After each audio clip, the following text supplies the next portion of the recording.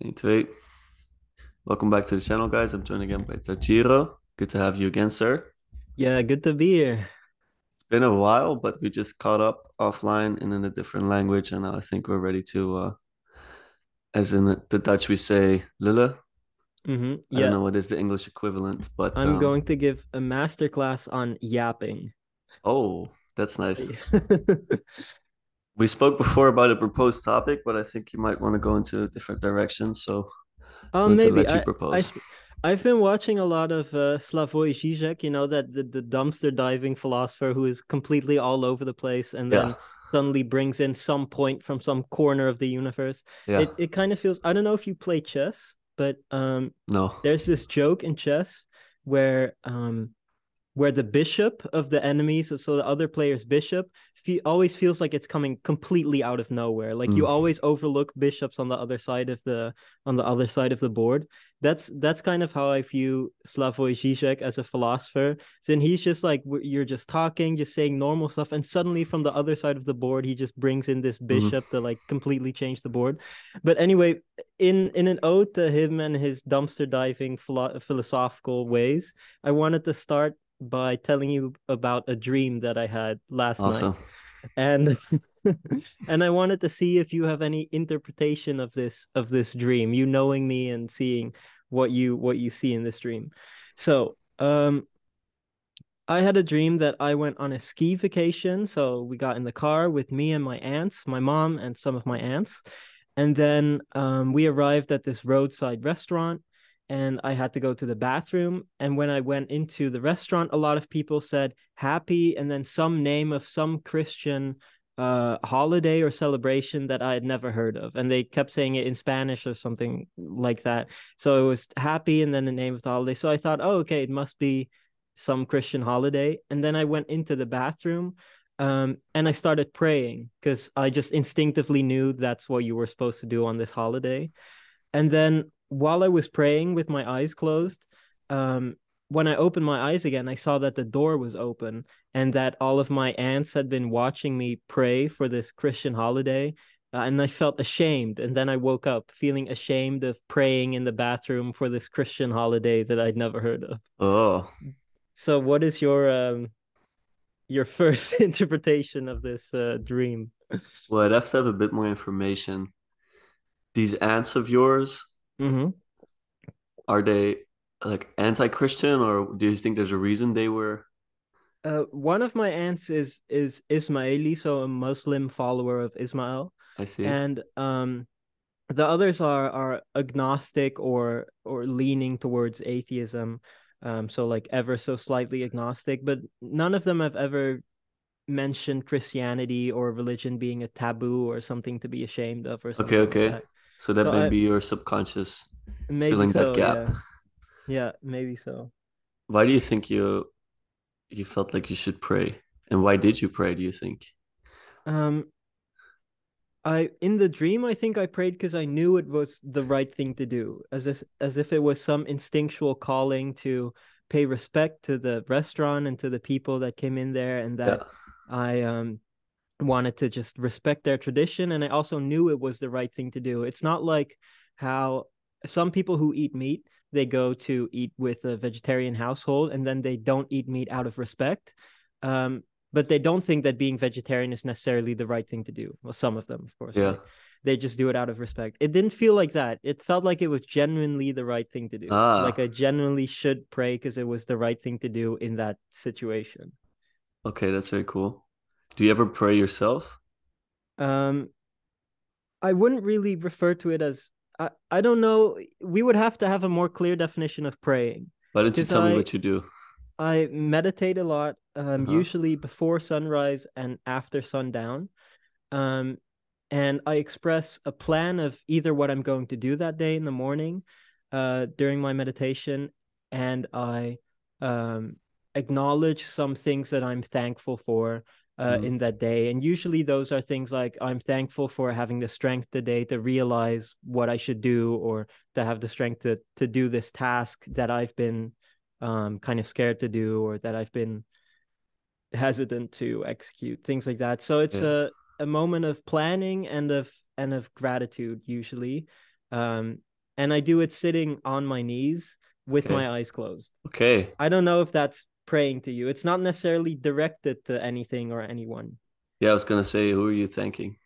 Yeah, I don't know because I don't necessarily put my foot down and say there is something out there that Mm-hmm. who I have to thank for all of this. Yeah. Um, but I'm also not sure if all of these things are given to me by myself. Actually, I kind of know that these things aren't given to me Yes. from the inside. Okay. What inspired you to do this practice?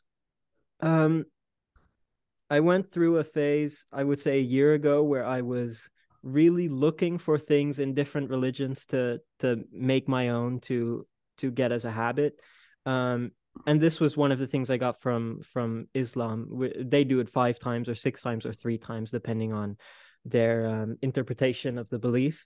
But before sunrise and after sundown was one of the rituals from there that I thought would be really valuable to myself. Yeah. Um, and I did that also to give some routine to myself, to give some routine to my days. Mm-hmm. Um, and I think from that orientation, I started to uh, make it sort of a planning habit, meditating about what I wanted to do that day Yeah. or that week. It's interesting. I'm thinking about the dream. Say you're going on a ski trip and you're Mm, stopping in a restaurant, so you're kind of like in semi unfamiliar territory and you're engaging in a practice that is also kind of unfamiliar territory. And your familiar territory, which are your aunts, are causing you to feel shame for that.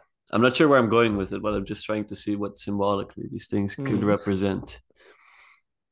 But it's at least I think it's quite plain, at least the emotions you feel, because you felt that it was right and you felt that you were ashamed. yeah, yeah. Do you in general feel more emotional during dreams than in real life? I would say so. I usually I wouldn't consider myself an emotional acknowledger. A lot Okay, of people go through life exactly knowing how they feel about things at a certain time.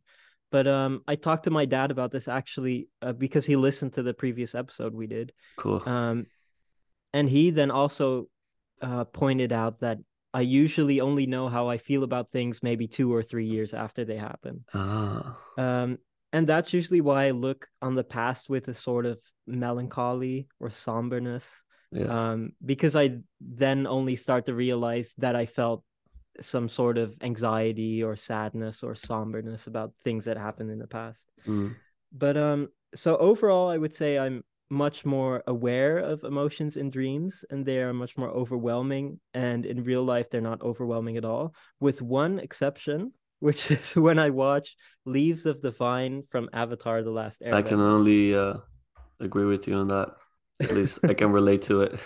Yeah, yeah, it's Yeah, that is enough to bring any man to tears, I would say. absolutely. Okay.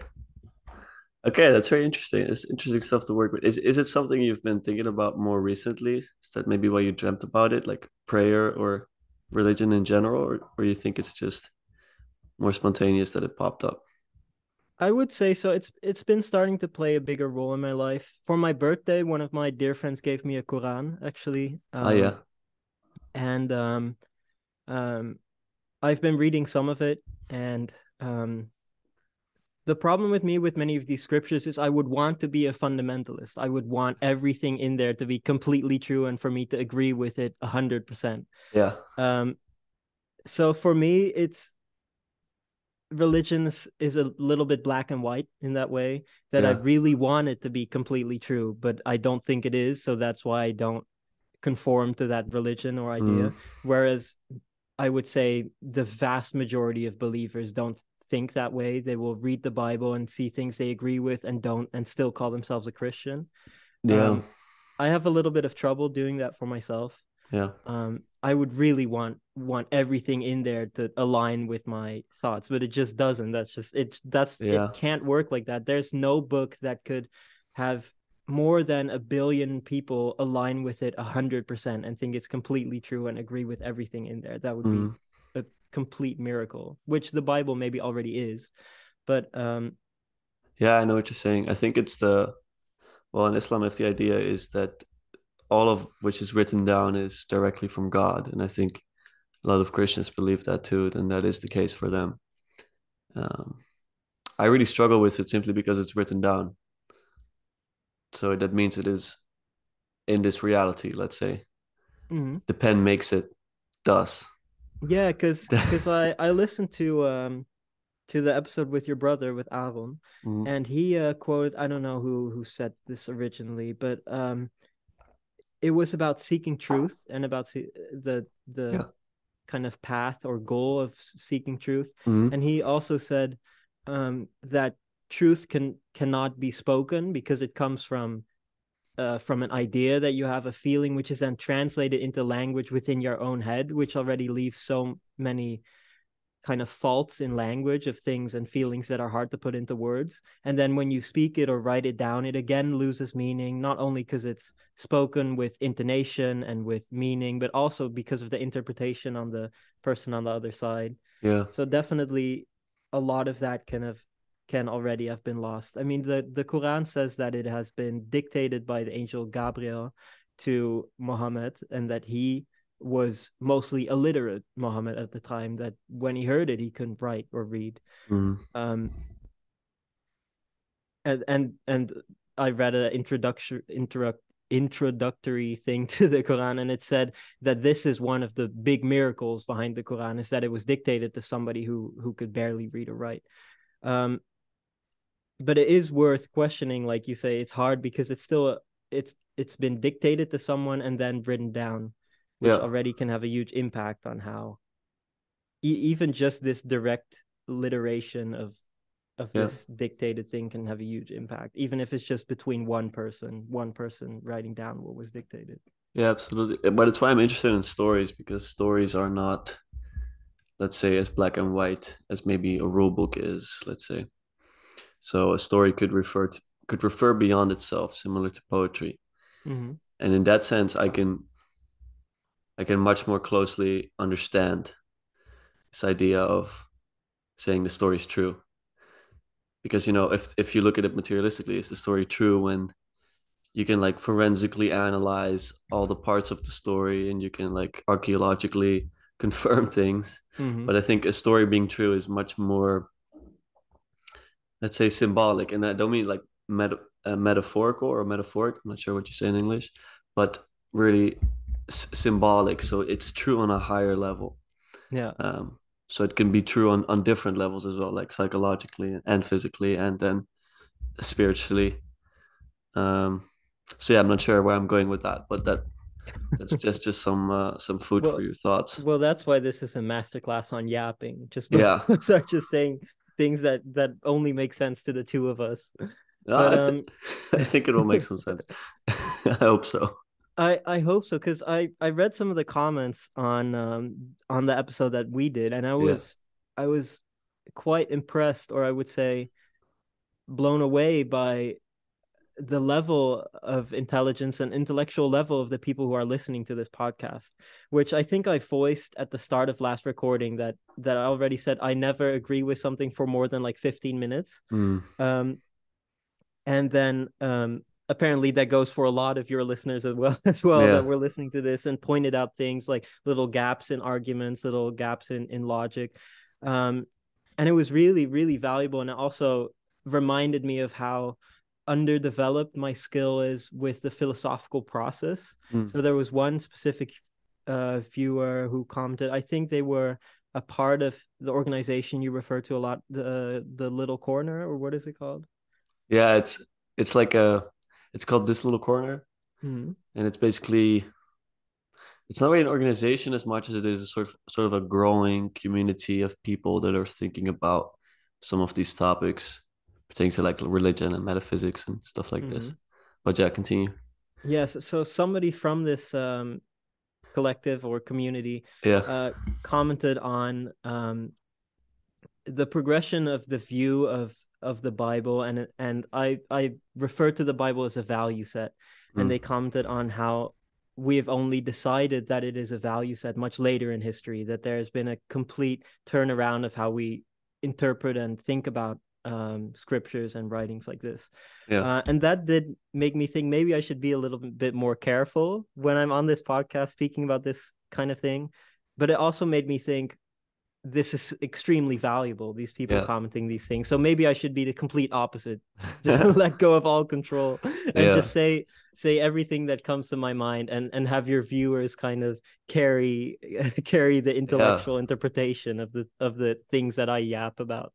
Well, I think it's always good to like watch your words in the sense that you really voice what you think accurately, Mhm. but to not self-censor in a sense that you're so afraid of being wrong or something, because we're always wrong in a sense. That's why I like these podcasts, because it's such a long form format Mhm. that there's always going to be things that are wrong. But if you listen to the whole thing, you realize that we have no malintent. We're just trying to understand reality, Yeah. let's say. Uh-huh. Yeah. Maybe Yeah, we're trying harder than like Joe Rogan, for example. probably this, like, he's got the biggest podcast on earth. And sometimes I hear him say things, I'm like, you definitely did not give this any thought. Or then he remembers an older podcast. He's like, yeah, I was completely stoned. It's just like, yeah. And So if then he doesn't have Jamie, to pull up care, that video of a bear fighting a coyote or something. yeah, And then... yeah, amazing. Um, so that's an example. But I like the middle path. It's very good.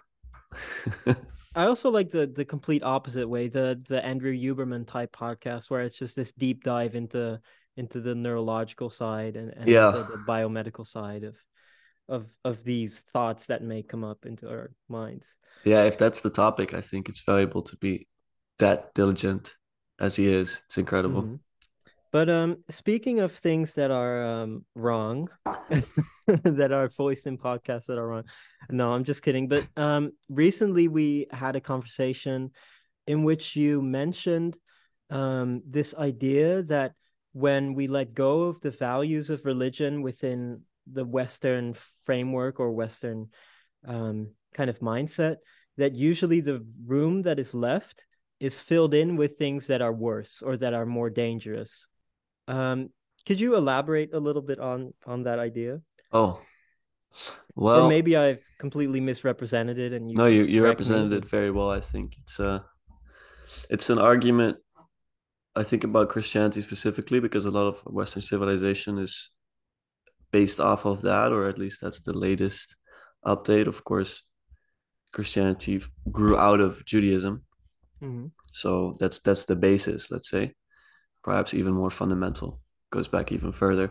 But um, I think, yeah, I believe that once we stop participating in that story, once we stop believing the story of Christ and stop, let's say, with that, going to church, and I'm saying all of this while I myself struggle extremely hard to go to church, and I'm not sure if that's the answer to all of this. So that's just like a a side note while I say Mhm. all of this. But seemingly, it's the case that a lot of the values that we have are very Christian in the sense that we value all human life. We think self-sacrifice is like the highest thing we can do. Whereas if you, for example, go back to Roman times, um, Caesar could boast about killing millions of people. That wasn't a bad thing, you know. Now we have to kind of apologize for it, and so a lot of those values, love your neighbor as you love yourself, all these things, they seem to come forth from this story and us believing that that story is true. And I think a point that Jordan Peterson makes in his Maps of Meaning book, which you saw me listen to at some point in the gym. I remember you asking me what I was reading, and I was trying to vaguely explain to you, and then I realized you knew who he was, so I Mm. didn't have to explain as much. He makes that point that when that stops, the values go away as well. And I think that's empirically true in the sense that right now we're living in a time where I think a lot of the most prominent and younger ideas are relating to the idea that truth is not really real, and everything downstream from that you can call postmodern, or I don't know exactly what Wait, name you want to. can you backtrack a little bit to that sentence, the truth is not really real part? and elaborate a little bit what you mean by that? What I mean by that is that there's no such thing as objective truth. At least I don't really like this word objective because you're already operating within subject object metaphysics. It's a very dual way of thinking, but that's simply one of the main ways in which we think. But this idea that, for example, violence, we were maybe going to speak about violence today, right? So Mm-hmm. murder or even rape is not wrong in that view, um, in certain situations, let's say. So the hero, the hero is also a murderer often. The hero myth Mm-hmm. is like the hero kills a Yeah. bunch of people. Like that's what we see with modern day movies a lot. Like the hero, like John Wick, kills about Yeah, thousands he of kills like people 40 people or something in one. in one scene. It's Mm-hmm. crazy. Um, and so that morality is much more fluent, let's say. Mm-hmm. That a lot of things that people say these days are also relating to this, where they say, yeah, I'm just going to speak my truth. It's Mm-hmm. like, if you really want to do the right thing, listen to your own heart, stuff like this. Yeah. That's a very I think postmodern way of thinking, where truth is not really real in the sense that it You think it has this like deep tie to uh kind of the individualist revolution where we've started valuing the individual so highly? I think it definitely influenced it. I'm not sure where it started exactly, but and I'm also not saying that it's fully bad thing.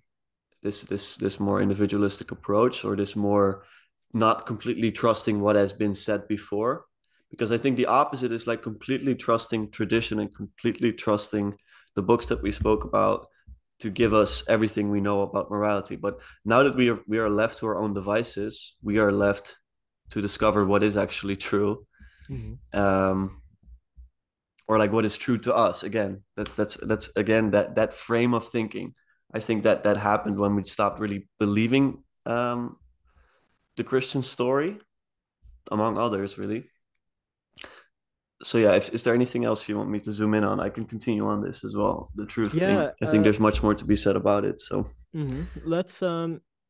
Let's go um to that part about you said it can leave a void. It can leave a void which can be filled in with all manner of destructive things. yeah, Um, what kind of things do you have in mind that would be worrisome or would even be plausible or in line with human ideologic or rhetoric to fill in that gap?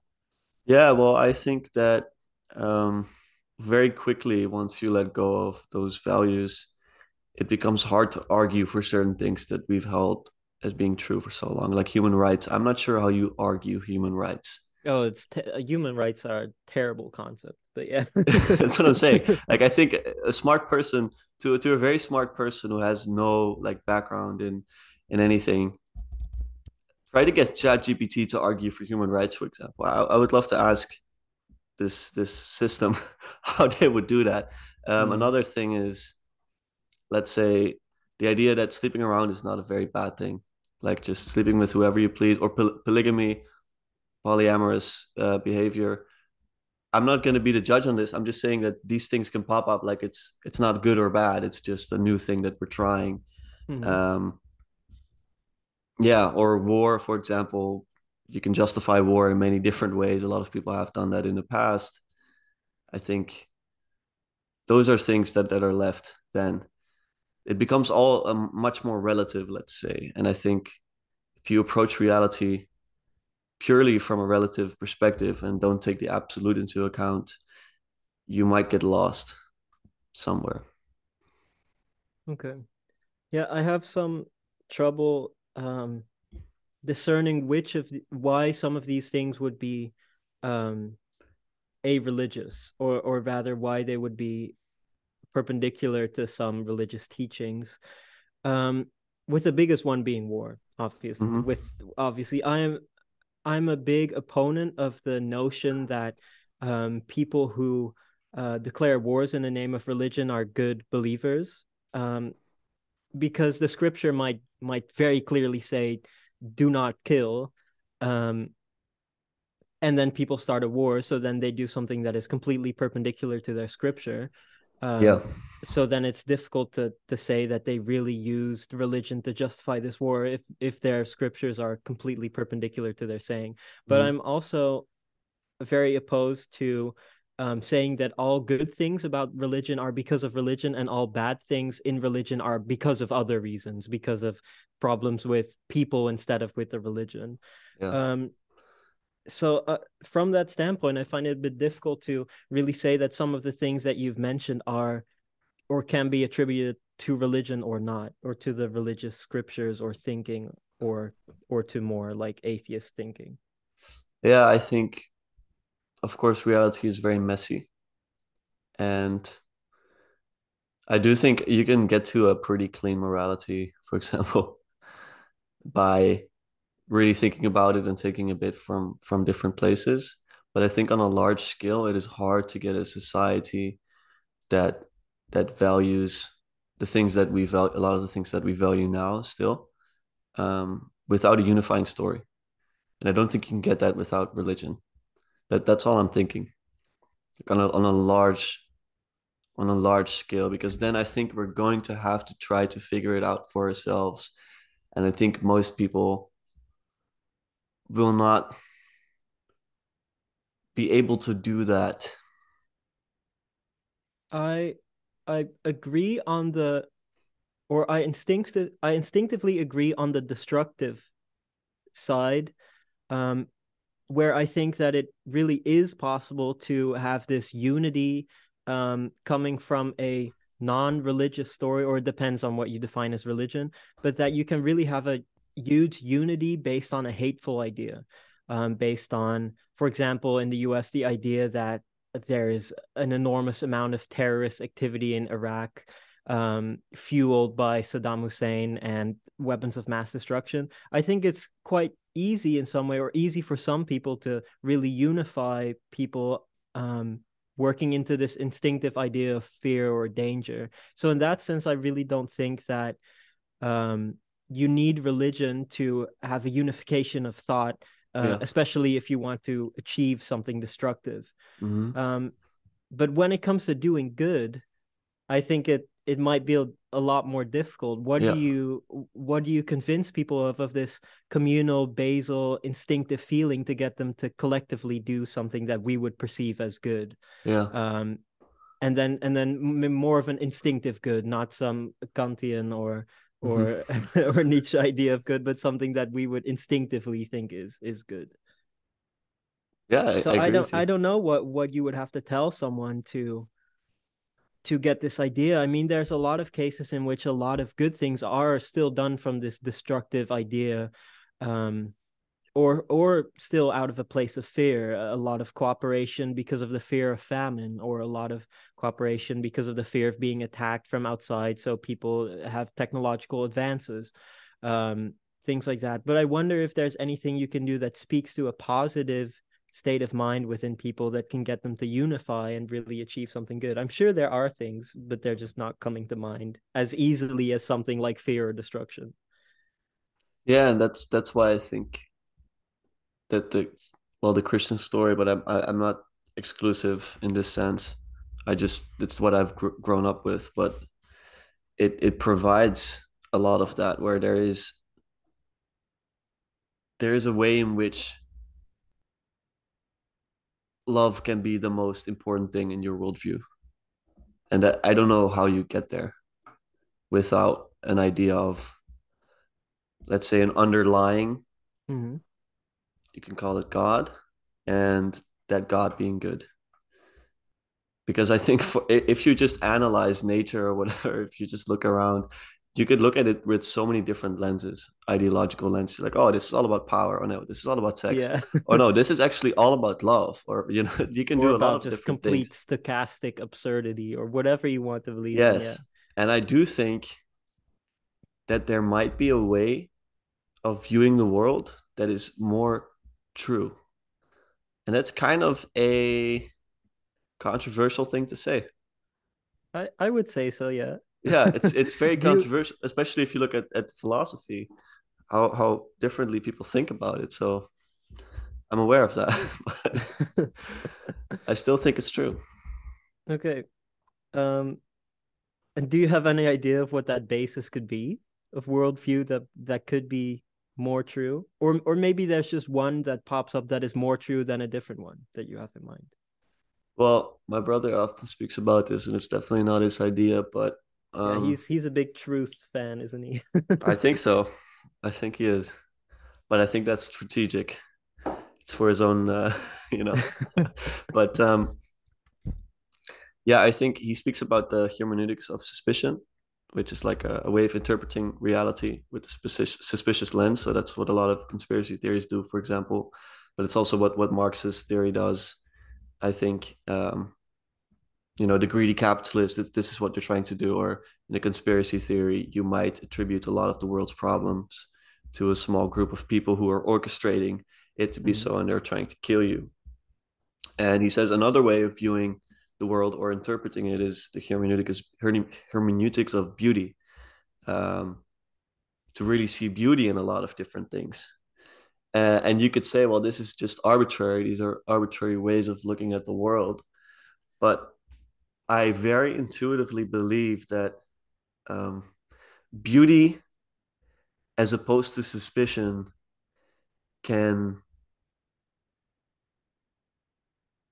can make your view of the world deeper and deeper the longer you look at it. Let's say the way you can fall in love with someone, you can fall in love with someone for decades, for a lifetime, and that depth of love will only deepen and deepen and deepen. Whereas I think the suspicion, it's very shallow.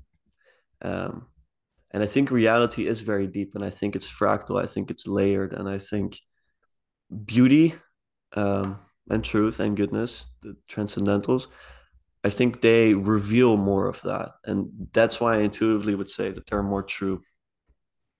Ah, so you think that's what Plato was onto I in don't the know. looking into the sun Maybe. idea of absolute beauty, truth, and justice, I think are the three, right? Goodness. Oh yeah, Yeah, I goodness. recently did a talk with my brother about this. Mm. That's very. I don't know very much about it, but it's very intuitive that I gear toward that.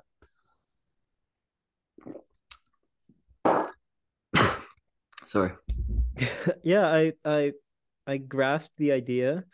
Um, it makes instinctive sense to me, Yeah. but um,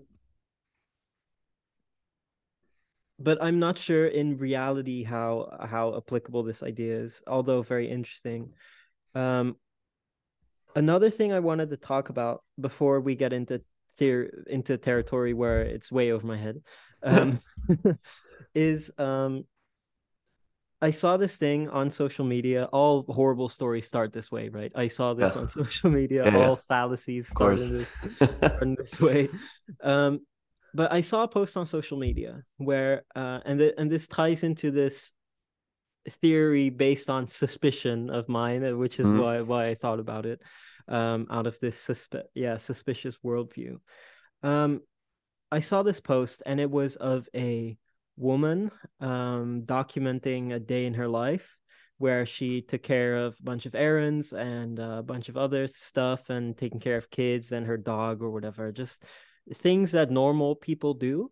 And the most responded thing to this video was, um, don't you have a job? Don't you have work to do? Why aren't you working? And then with the connotation of you're being lazy, you're not contributing to society, um, which to me was very unique, reminiscing of how this kind of thing worked in my mother's family and well, mostly my mother's family.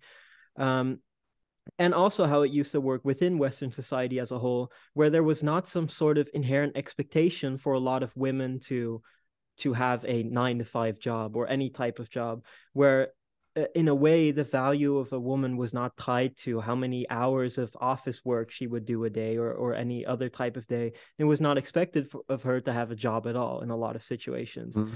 And this view is still present in a lot of households, of course, and a lot of kind of branches, especially in some branches of US and Eastern European living, where maybe this notion of women having to have a job or else being useless and lazy has not been as pervasive.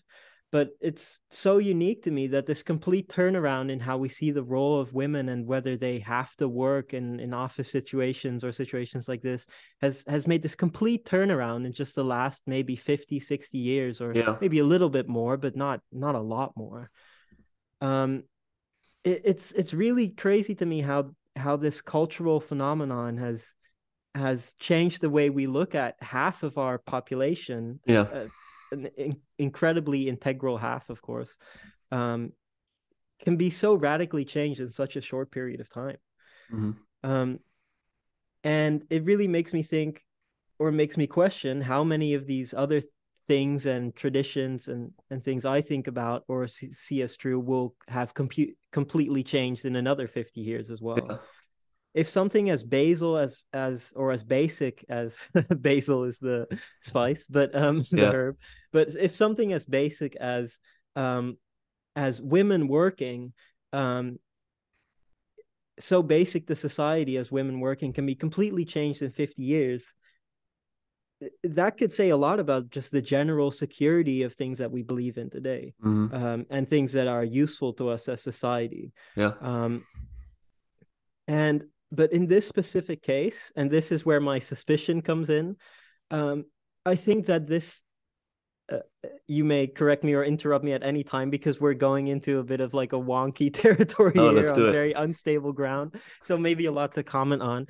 But I think that in a way, the acceptance of this idea that women should work within Western society is pushed by stakeholders in our economy.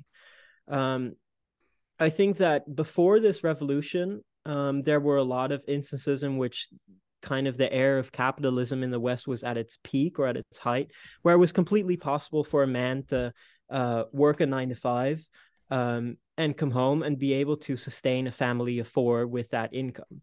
Now, if you look around, there are very few households who can do that, who can be financially stable or have financial security with just one person working, with just a man working 9 to 5, especially an uneducated man without college degree or without some specific trade skill or other speciality that he has. Um, and so I think that in a way, this idea of women having to work and women working is being good is also used by stakeholders in capitalist economy to mask the fact that now we need to work much more and more people need to work in order to have the same financial security. Yeah. So I really wonder if that's true, because this is something that you would find in in maybe some like late night conspiracy, like Yeah. a bunch of guys sitting around a table being completely high and thinking about the economy Yeah. and just spouting complete nonsense. But I wonder if there's any truth to this, and where the mistakes in reasoning lie, um, or whether this is even much deeper and is more to dig into in this territory. Okay, so you're asking if there's truth to the idea that stakeholders in this economy are trying to entrust this idea upon the culture that women should work more. Is that what you're Yeah, saying? yeah, in order to kind of compensate or hide or mask the fact that the economy is in truth declining, or at least the benefits for the normal household are declining of the Yeah. capitalist system. Well, I think it's definitely, if it is true, I think it's more of a symptom of the times, let's say. I think it goes so deep. The money thing, I've spent a lot of time on it. One of my Mm-hmm. favorite podcasts is called the What Is Money podcast, and I actually find economics very interesting, but not the modern type of economics that is being taught in universities. It's more of 19th century, early 20th century type of theories. But what I would say about it is that first, what popped to mind was That the was a very neat way of saying I'm a communist. absolutely not. I believe in early 20th century's idea on capital and economy. Yeah, I think it's funny because Marx came at the same time as these guys. Mm. So it's kind of like yeah, it's kind of weird. Don't you think that a lot of them came from Germany as well? Like Maybe Germany and so. they all of the worst ideas came from Germany and France. I wonder why that is. But and and England, but England. maybe earlier even from England, but yeah, Yeah. before they came from Italy, they came from in Europe, at least, the Yeah. terrible ideas. No, but I do think it's true in a sense, but because right now, if you're thinking about let's say prosperity as production, how much we are producing, there is just we're just in much worse times economically in many ways than we were 50 years ago. So that is true, I think. And at the same time, to recover from that, many things could happen, but one of the things that you could do is just try to make much more, to produce Hmm. much more, let's say, Yeah. because it's just simple supply and demand. So in that sense, that's true, but it goes so much deeper than that because what a lot of people don't realize is one of the main reasons we are doing so badly economically is that our money is being completely corrupted, and it's been so for 50 years. I think that's one of the main reasons, to be honest. You mean the place it ends up, our capital, or rather, in a different way? Well, money right now, Hmm. central banks can create it if they like, or they can call it quantitative easing. So they have the opportunity to create more units of currency. So if we're back to the supply and demand thing, they can increase supply as much as they would like. And in the last couple of years, that has increased like nothing else. Like it's absolutely crazy. It's the same thing that happened in Weimar Germany. And then you're obviously going to have to start working a lot more, because your money is being diluted. So I think it's quite a simple idea, but it takes a while to wrap your head around fully. It's basically like your money is leaking almost. Like, if your money is leaking, you want to spend it as quickly as possible. So Mm. it's more of a short-term idea. And also, if you're making more money, then if all things remain the same, prices will go up and wages will go up. But prices usually go up quicker than wages. Anyway, this Mm. has been going on for decades and decades and decades. And before that, before the 70s, let's say, money was tied to To gold. the golden standard, yeah, that Exactly. Nixon got rid of. And gold you don't create out of thin air. Gold you have to mine, and mining is a very cost worthy endeavor. So I think actually a lot of those problems come forth from that. And then afterwards, you're like, oh fuck, women actually should work more because that's the only way we're gonna maintain these households, and that's the only way we're gonna keep producing children for the next generation, and so on and so forth. So yeah, actually, it's quite a dark Hmm. thing to think about, but now we are entering into an era where I think not fully, but in part due to this, we are starting to value the feminine.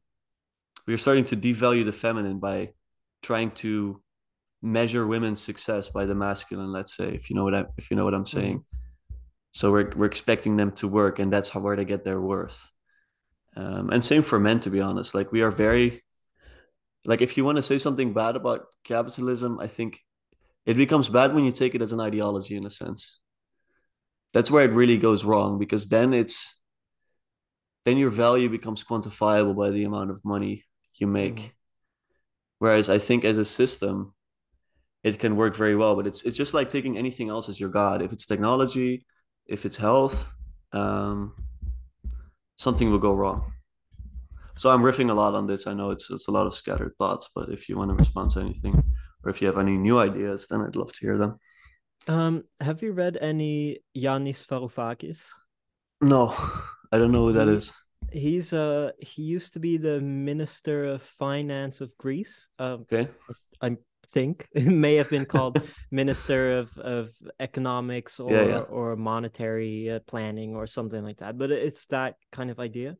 And he wrote a book called Techno Feudalism, and he talks about this idea, which I hope to represent accurately, that we have progressed beyond capitalism within at least the West, to a kind of technological form of feudalism. And one basis that this idea is built on is that um, the role of internet in our economy has become so incredibly large, to the point where many companies that are based off of the internet are the biggest companies in the world, like Amazon, Google, Facebook. Mm-hmm. Um, and because there are these companies that kind of control the web, that have this insane impact on how the web is organized and structured and represented and monetized, like through Google Ads and through Amazon. Yeah.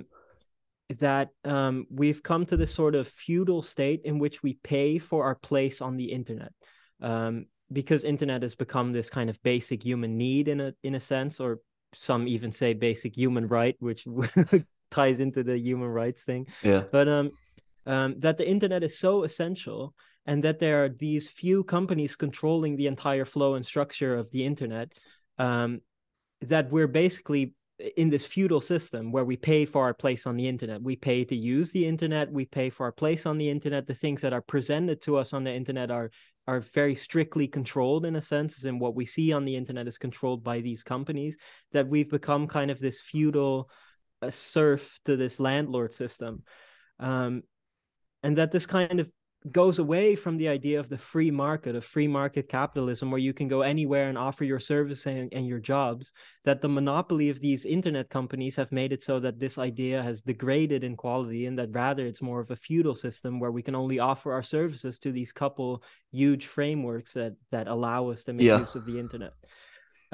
Which I think is really interesting. And he says that a big problem with the idea, with this idea or this system, is that all of these companies that control the internet, with the exception of one, he says as a joke, are American. So he says, for example, Apple, Google, Microsoft, Facebook are some huge ones, that in some sense literally control the internet because of their cloud computing services, right? Like Microsoft Azure and Amazon Web Services run almost every service that you use in life, like Netflix and Spotify and things like that, all run on their web infrastructure. He says the only one that we have in Europe is OnlyFans, the only big internet company. That's really funny.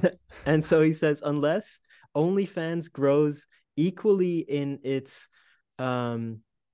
prominence in internet control as these American companies, we are really losing grasp of how European life and economics is built up, and this structure of European economics becomes more and more reliant on these American internet companies. Yeah. Well, it's a very interesting idea. What I will say about this is that the economists that I like, who are all long dead by now, what they would say about Lenin and Trotsky and Marx. You are saying foul things, my friend. But what they would say, for example, about information is that you cannot have ideas, like you cannot own them. You know, when someone makes a bicycle, that doesn't mean that they own the bicycle. No one owns the bicycle. It's just an idea. And Carl Jung would say that ideas have us and we don't have ideas, which I find a really interesting idea, and I kind of intuitively agree with it. But I think a lot of these companies got so big is because they could patent their ideas, and they could basically say, this is my intellectual ownership, whereas they are no more than ideas. And I think what it has led to is absolutely disastrous. I think in that sense it's true, and it's really something to ponder what it's going to mean for the rest of us. But I think a lot of people think the solution is then something which I don't think is going to make anything much better, which is like often resentment driven, or they want to destroy the rich, or whatever it is. It often is fueled with a lot of hatred, let's say. So yeah, I'm not sure how to fix all of this, but I think I can understand how it went wrong.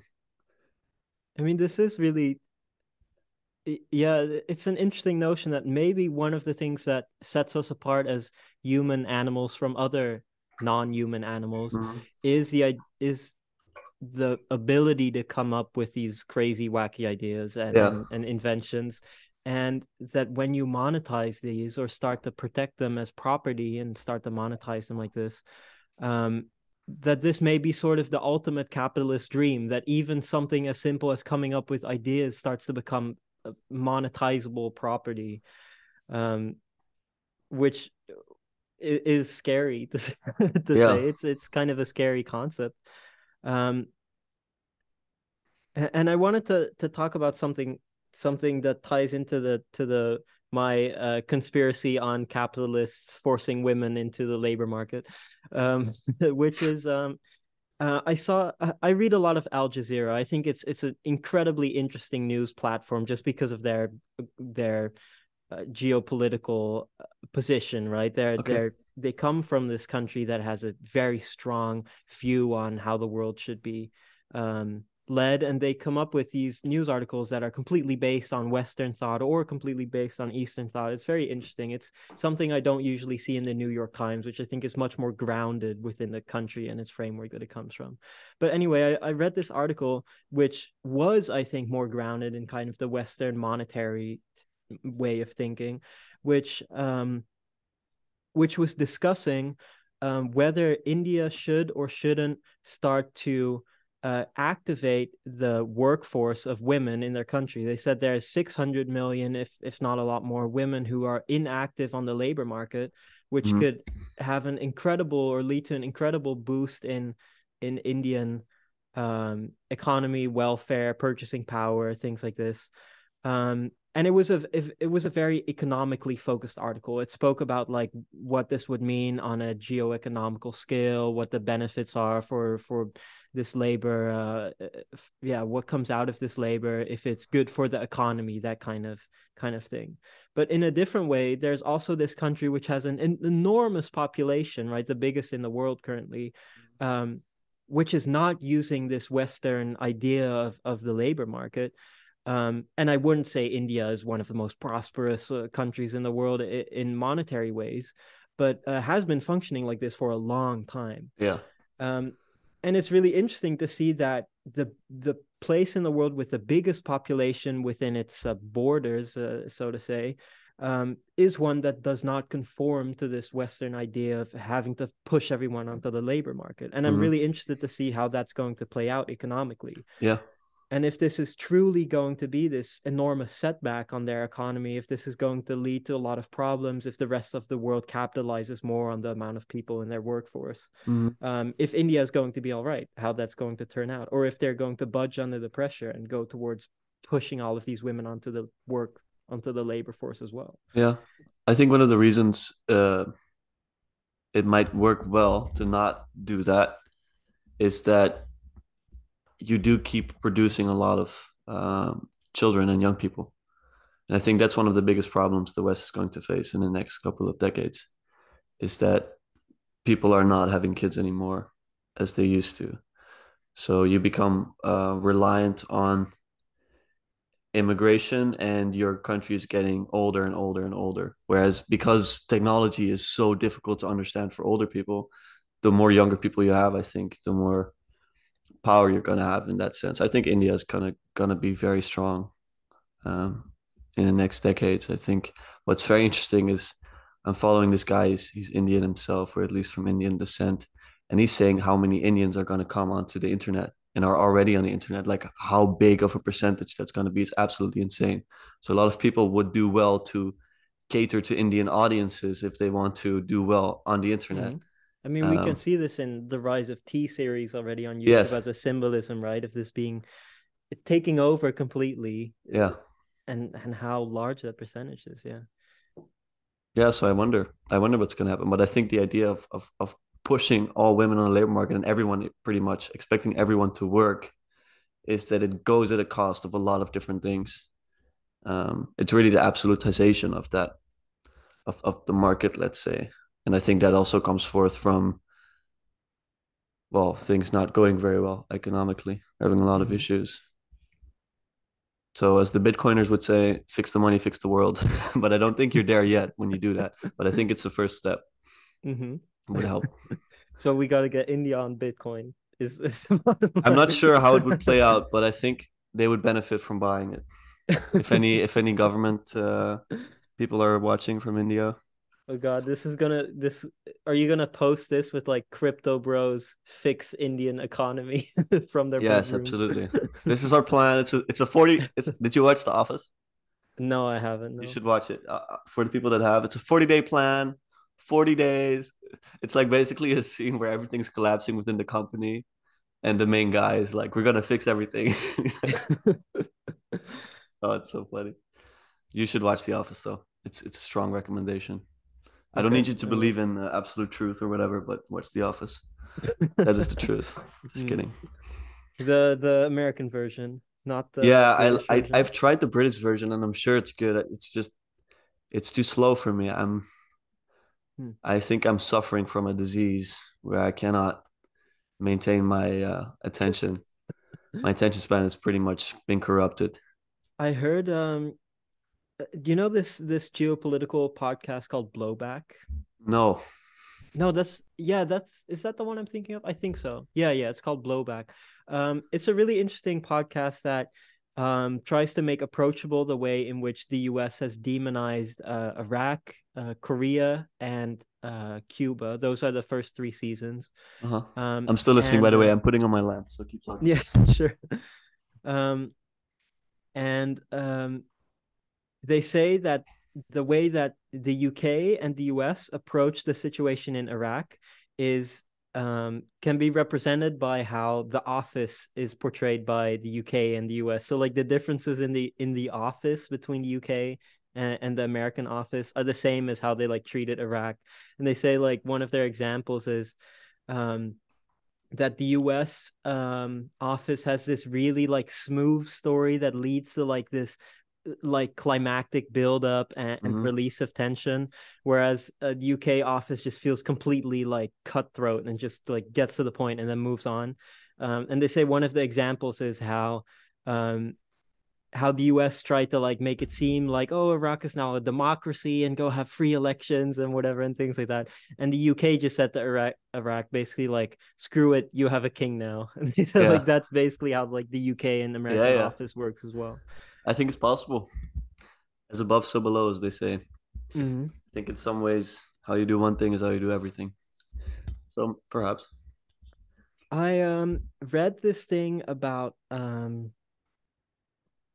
the EU Yeah. because we briefly just touched on immigration, right? How if your demographic of the country is becoming increasingly skewed, that Hmm. your economy can start to rely on immigration. Yeah. And in the EU, we've seen this kind of anti-immigration sentiment come to a to a peak, or it's or maybe is still leading up. I think it might still be Yeah, I getting think so. worse and worse by the day. Um, and I saw Yuval Noah Harari, you know, the guy Yeah. who says ideas and then spouts them out as if they're truth, Yes. and then says, yeah, but because we're monkeys, it's true.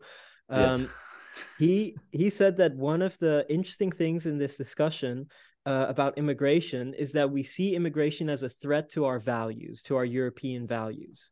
And then he says, on the other side, we say that our European values are things like acceptance and tolerance and open-mindedness and progress and things like that.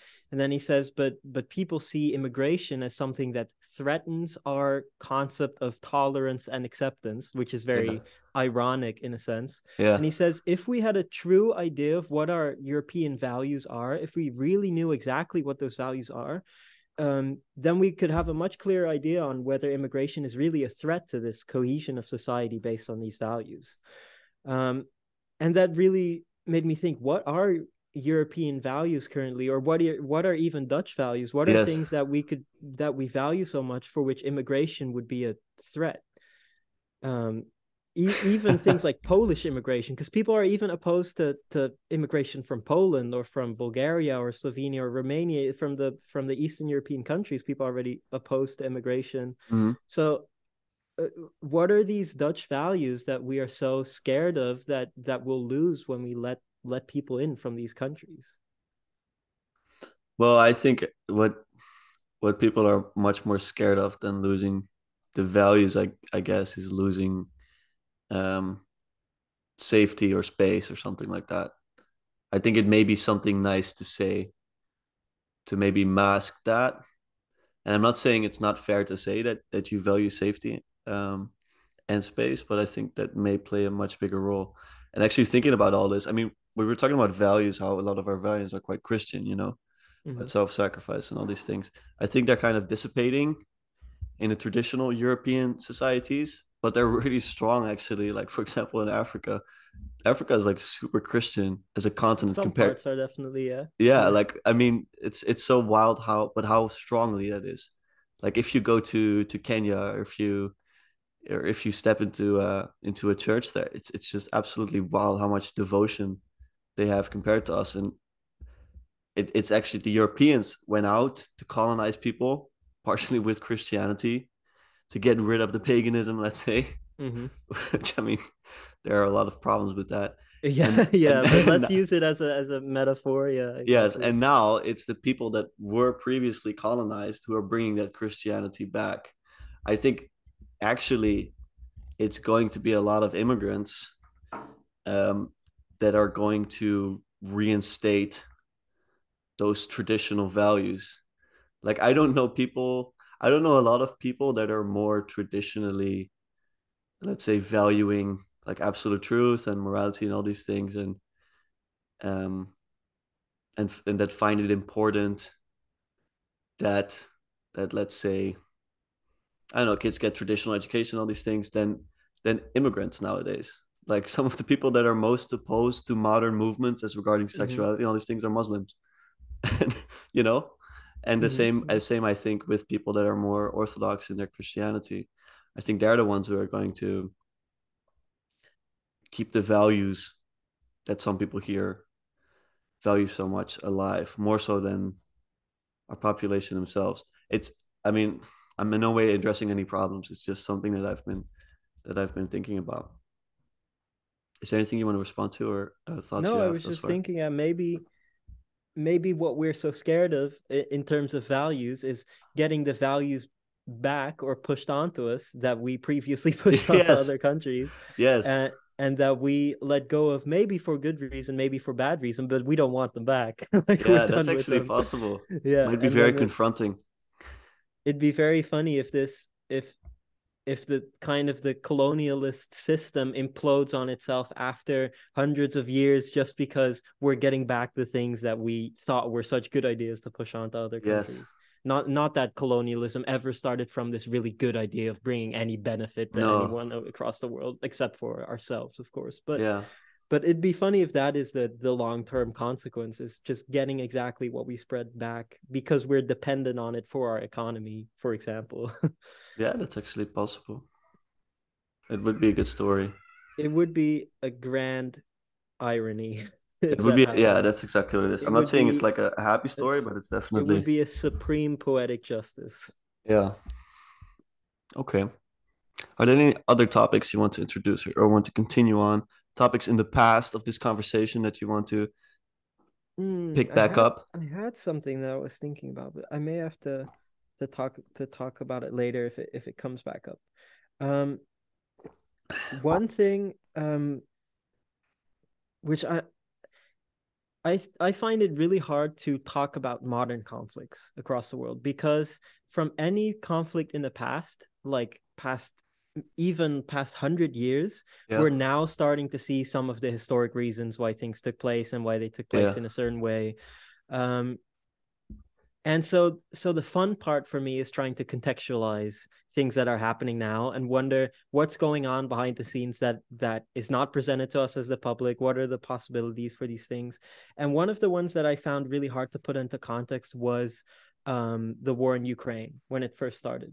Mhm. And I tried to reach out to some historians, also from university and some people around, to ask about their opinion on or how to contextualize why Russia would specifically invade Ukraine. Um, and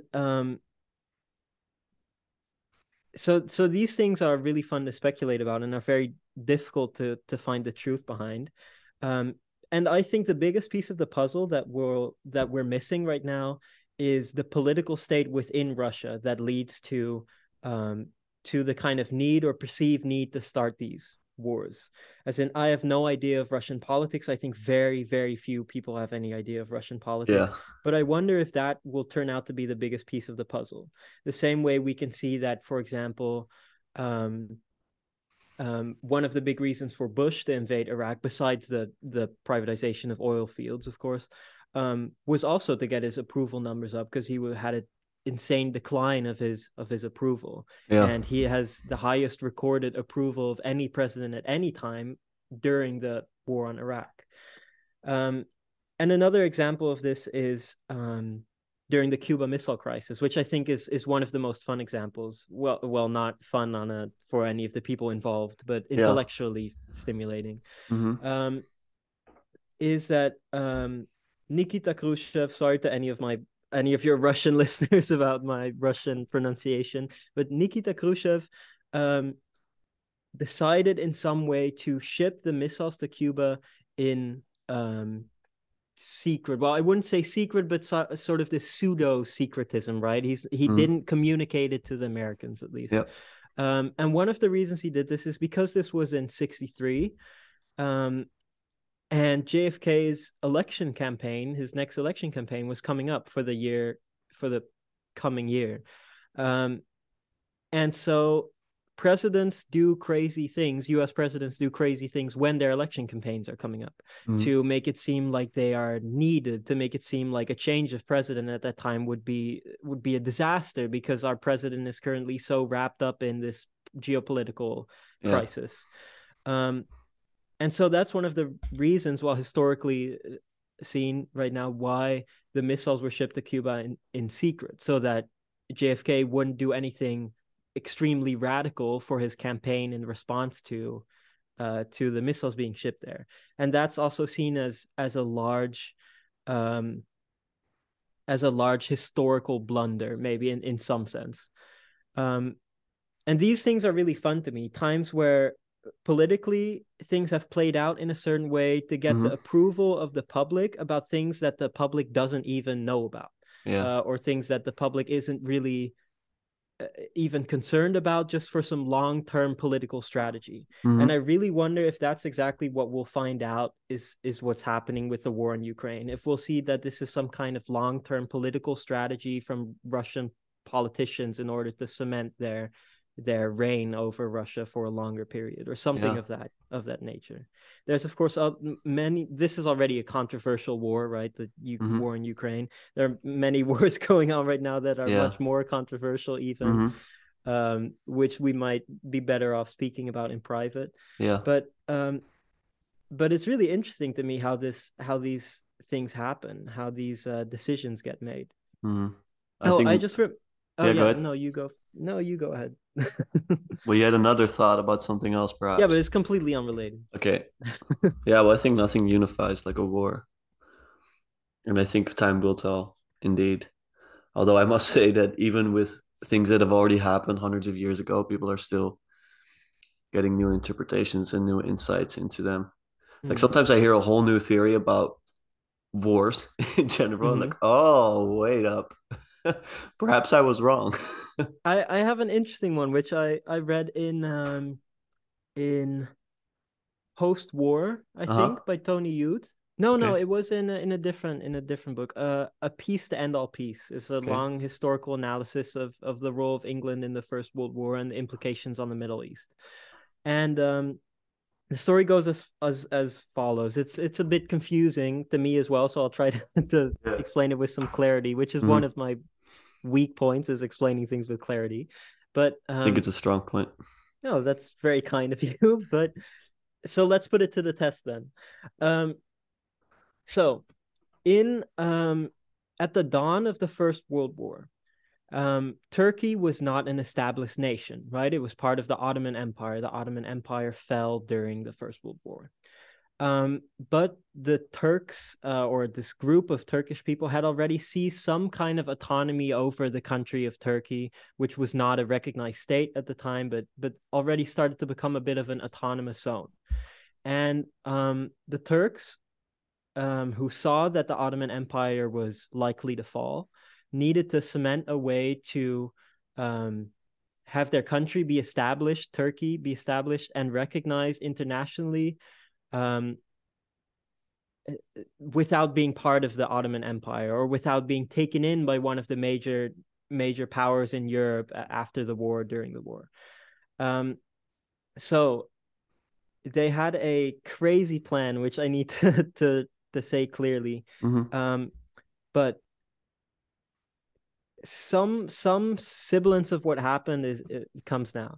So first they um sent an order to the United Kingdom to construct a large war vessel, so a large ship as part of their navy, a flagship to really cement their presence within the Mediterranean and really be a naval power. Mhm. So they had paid for this order and were receiving it, but this was at the dawn of the war, so they knew that there was a risk that the ship would be repatriated by the UK and put into the England's army for the war.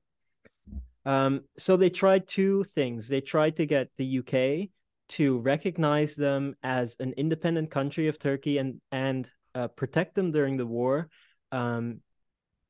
Partially because of this purchase, because they would have their own vessel, their own navy, so they would be able to defend themselves. And then with the help of Britain, they could be a part of the war and be protected against other foreign forces. UK was not very interested. So they tried the same thing with Germany. And a lot of talks happened between members of the Turkish Congress at the time or committee and German spokespeople. And eventually, from some of the notes we can see of these meetings that have been Mhm. found out by archaeologists and historians, they say that Germany was only willing to protect Turkey if it had any part to play in the war, if it had anything on a military skill to offer, if they could have something of a navy to show up or something of a ground force or anything like that, if they could offer anything to the war, then Germany would be willing to protect them during the First War and also recognize them as an independent nation. So what they did is they promised Germany that the ship that was being made in England would be on the German side during the war effort, knowing that there was a chance that England would keep that ship for themselves. So they promised to Germany that that ship would be part of the German side of the war. And then when the war actually broke out, Germany had recognized Turkey as an independent nation and said, we will protect Turkey as an independent nation. And then after that, that ship got repatriated by the English. So Mhm. that ship never actually ended up being part of the war on the German side. And the Turks very cleverly used that as a bargaining chip to be recognized as a country, even though they Ah, knew that England would keep it for themselves. wow. So one of the ways that Turkey cemented its place on the world podium is by this deceitful bargaining over this place of their navy within the First World War. That's It's cool. it's a very convoluted story, but it's really interesting when you think about how some of the countries in the Mediterranean and the Middle East were formed in interaction with Western powers. They all have such interesting stories of how they came to be Yeah. that we're now also partially finding out more and more about as the public about how these nations bargained for their own existence or were forced into their own existence by interaction with Western powers, and sometimes by very clever actions on their end. Mm. It's so odd to think, überhaupt. It's so odd to think how some of these nations are so young. Like I didn't know Turkey was, you Yeah, know. because yeah, prior to it, it was just the Ottoman Empire. Yeah. So none of the countries in that area existed as individual entities. Yeah. It's like the nation states in general. It's quite a new concept. Hmm. And I think sometimes it's very easy to think that what is there now will be there forever. But if history tells us anything, it won't last super long. Uh, Yeah, well, Ukraine is maybe one of the best examples of that, which had been part of the USSR, and then when it fell apart, became its own nation with elections, and then has basically been a country for at most 30 years, I would say. I'm not very sure on the timeline after the fall of the USSR, yeah. but in that sense is very young as a modern state. Of course, the nation of Ukraine outlives the nation of Russia in its age before the start of the USSR, Mhm. but as a modern country, it's incredibly young. Yeah, I read a book that thinks that writes about the idea that nation states will dissolve more and more, and that we're going to see more and more small states due to the due to partly due to technology, because technology seems to decentralize things. Like you no longer have to necessarily be in a city to work there. You can do a Mm-hmm. lot of things remotely, so people will like spread out over different places, and we could see this new lay of the land where you get more like you had in the Middle Ages, like little smaller city states, let's say. I wonder if that's ever going to come to fruition. But it's an interesting. Personally, I would love to found one to start Oh a yeah. city state What would somewhere. you call it? I don't know. You have any suggestions? I was thinking Brazil for the location. So maybe something in Portuguese, Yeah. but I've always been very attracted to the idea, and one of the reasons why I find it so interesting is because of the idea that in the past, billionaires and millionaires, well, they weren't necessarily called that back then, but aristocrats, let's just say, were very involved in enriching or putting more luxury into the area around them. You see this in statues and things in the city that celebrate people, or the pavement and the buildings and areas were absolutely gorgeous just because the rich people that live there put so much money into that Yeah. surrounding area. And I think we see that a little bit less now. I don't think it doesn't really seem like ASML's chief executive officer is really putting money into pavement in Eindhoven, for example, Yeah. right? Things like that. They're Yeah. putting money into development of technology, definitely, but they seem less obsessed with showing their luxury in a completely public setting by Yeah. making the city beautiful. I would love to see if we're going to have these parasitic billionaires that are living off of forcing women into the labor force, let's just say rhetorically. Um, then at least have them put some pretty street lanterns in the street and things like that, and some nice statues and canals and stuff like we used to say in the old days. So in that sense, I would love to form a city state, and then I would be forced to have a rich aristocratic class, because that's always seemingly the way that these nation states go towards. Then at least I would want to have some legislature where they would be forced to make it beautiful. Oh yeah. So that's my goal for my own city state, Okay. is to have legislature that forces rich people to tend to the surrounding area, instead of like what Jeff Bezos does in Rotterdam, is force us to break down our monuments in the harbor so that his mega yacht can pass through and then never see it again, right? Yeah. I want the exact opposite. Okay. I want Jeff Bezos to build a second monument next to the one that he wanted to break down, and then another 10. That's what I want billionaires to do, is just build monuments everywhere. Yeah, they got the capital. I think it would be nice. I think honestly, I'm never sure about this, but I heard someone say once that the more you tax in a country, the less tax revenue you're gonna have, let's say. Okay. Do you know what I mean? So in a way, perhaps if you would do less of that, you would get more and you could have a more beautiful place. I'm not sure if that holds true everywhere, Hmm. but I think it's at least an interesting idea to play with because it's this idea of like, oh well, if we only scrape off the top of what they earn, we would be better off, but then we'd probably just leave. Because nowadays you can, like back in the day, you're more tight. That ties into the theory I was just mentioning. Like the more decentralized you are, then the more states, I guess, like city Mm-hmm. states, smaller states or nation states even, have to appeal to people with that. Mm-hmm. I wonder if that's gonna happen. Well, we've seen it a little bit in Brexit, when we've seen two huge Dutch companies, or partially Dutch companies, relocate mostly to the UK, like Yeah, Unilever and Royal Dutch Shell, which yeah, have mostly pulled off of the Dutch market now, yeah, or in large part. So yeah, it is definitely true. It also can go the opposite way, which is interesting. Remember the whole thing about dividend taxation in the Netherlands, and tech. So for any non-Dutch people, or people don't read uh, who don't read every word that Mark Rutte says, our previous prime minister, um, he put an end to tax on dividends. And for some people, some extra clarification, dividends are, um, if you own a lot of shares, some shares pay out dividends, which are part of a company's revenue or profit. Um, so you could have $40 in KPN, and they make $1 million that year, and then you get a percent of that based off of how many shares you have, and then you pay taxes over that. So the Netherlands got rid of this tax, which was something like 1.5 billion in government revenue each year.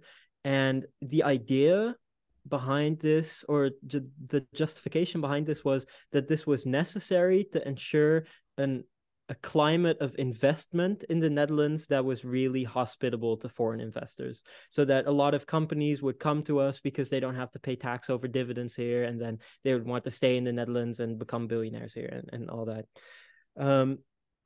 I think that's definitely an example of how that could work, but it's also an example of how it didn't work. A lot of these companies came forward and say, we don't care about this at all. This did not impact us in the slightest way. And of course, it's worth wondering whether that's even true, because how many times do companies actually say what they mean, especially companies like Shell, right? Oh, yeah. But still, yeah, it's very interesting to see if creating this hospitable environment to billionaires is really effective, and which things are truly effective towards creating this environment, and which things are just kind of populist rhetoric. Yeah. I think the best thing to do is to just try out. Well, if you really want to find out, you got to try out different ways, different methods, you know? Mm-hmm. So if different countries do different things, then you can see what actually works the best. Because you can argue about systems all day long, like what do you think works best, or what makes people prosper the most or most peaceful. But yeah, trying it out, because the biggest answer is just I don't know. Mm-hmm. You don't know, and we don't know. We can only know if we start trying it out, and even then, at least you get closer to the truth. I guess so. You had the scary thing is that we have to start doing that, though, because we have so many changes in the structure of our economy, and in what really makes money in the world, and what really creates value. And maybe our government system, or changing government system, cannot really keep up with that change in economical structure. So I guess we got to start trying things. Yeah. Before half of us are unemployed because of automation of our jobs, and the system is still relying on pushing people into the labor force. So I guess we better get to work and try some things. Yeah. I wonder. Some people are like super optimistic. Others think everyone's gonna die. I will see. But I think usually the best thing you can do is just be good to the people around you. Yeah. Hopefully it ripples out. Two good quotes. Yeah. There's the quote: 99% of predictions about the future are wrong, including this one.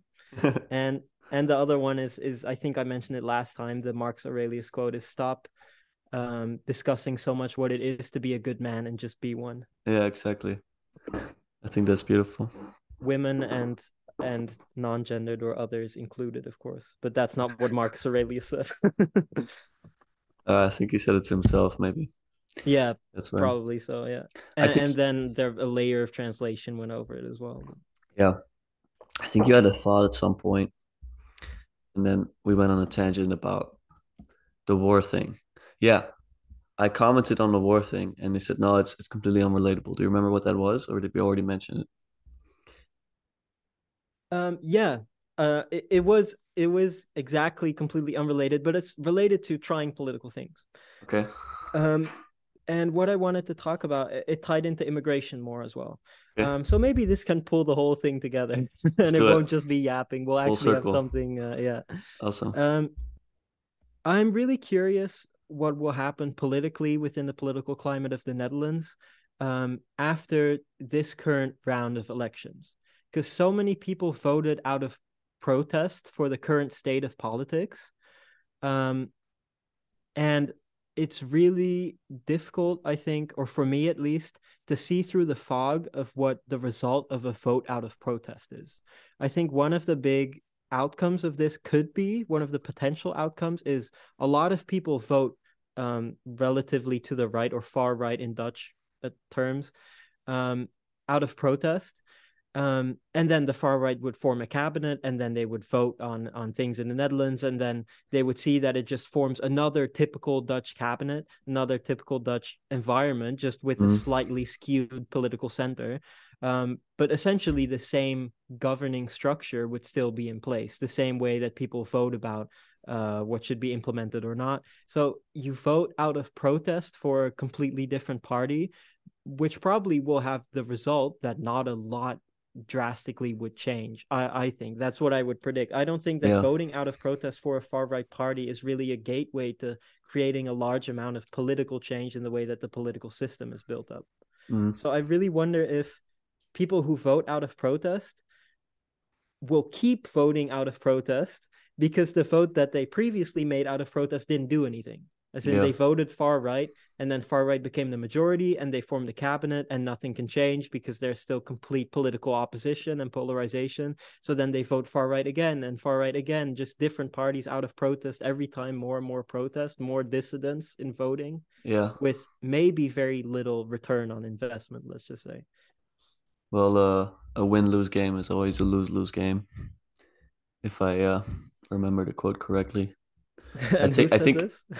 oh, just someone, Oh, some very some random wise. investor person Oh, probably. Donald Uh, Trump.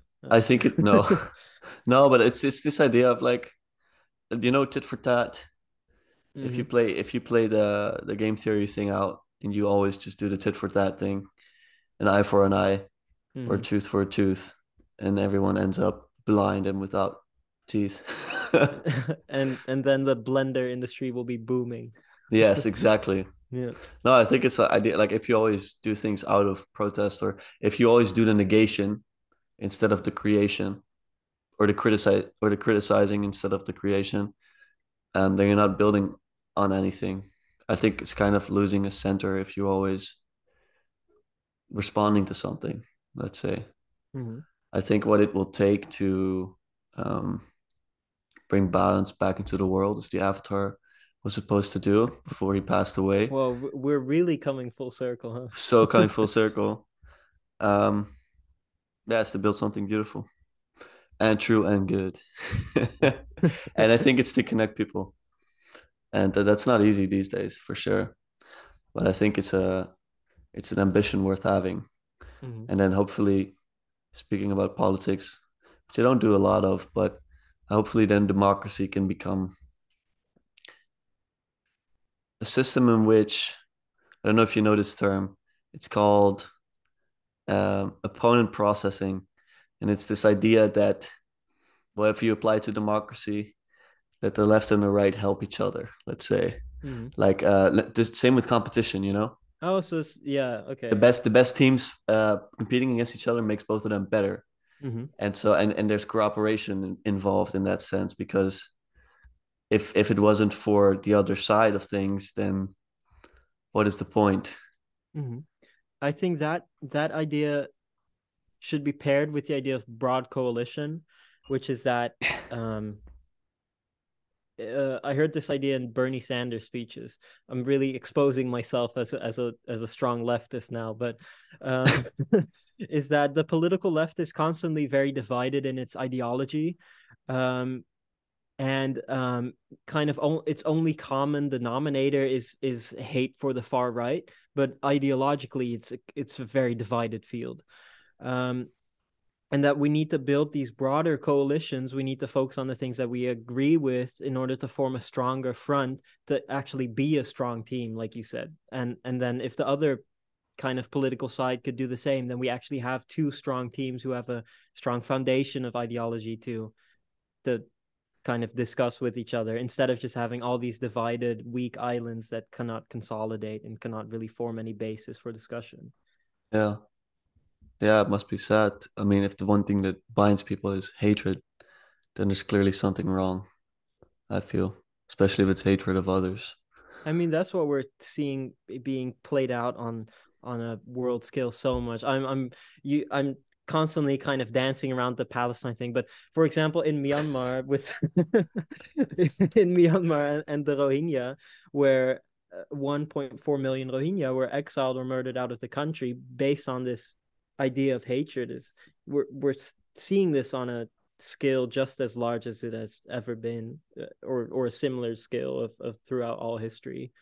So yeah, I think we need to really be careful not to fall into that pattern, into that Mm. fallacy of building our politics on that idea.